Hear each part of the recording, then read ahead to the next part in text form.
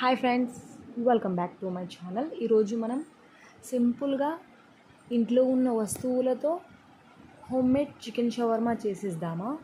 Okay, ఒక జార్లో 2 eggs beat చేసి వేయండి. దాంట్లో 4 or 5 వెల్లుల్లి రెబ్బలు, తగినంత ఉప్పు, తగినంత షుగర్ వేసి గ్రైండ్ చేయండి. ఆ తర్వాత కావాల్సినంత ఆయిల్, అంటే 160 ml, 2 ఎగ్స్ వేసాం కాబట్టి 160 ml ఆయిల్ వేసి మిక్సీ జార్లో పట్టేయండి. పర్ఫెక్ట్ కన్సిస్టెన్సీ మయోనైజ్ది అనేది వచ్చేస్తుంది.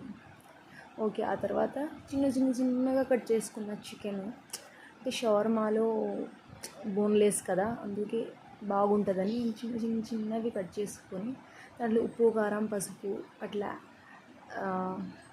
యాడ్ చేసి మ్యారినేట్ చేసి పక్కకు పెట్టుకున్నాను. ఆ తర్వాత ఆయిల్లో వేయించుకున్నాను. ఆయిల్లో వేసిన తర్వాత కొంచెం మగ్గిన తర్వాత దాంట్లో దిల్బహార్ మసాలా అట్లా వేసి, ఆ తర్వాత ధనియాల పౌడర్ కూడా యాడ్ చేయండి. ఈ దెబ్బకు షవర్మా చికెన్ టేస్ట్ అనేది వచ్చేస్తుంది. హోమ్మేడ్లోనే అసలు ఇంట్లోనే సూపర్గా తయారు చేసుకోవచ్చు. ఇక చూసేయండి వీడియోలో.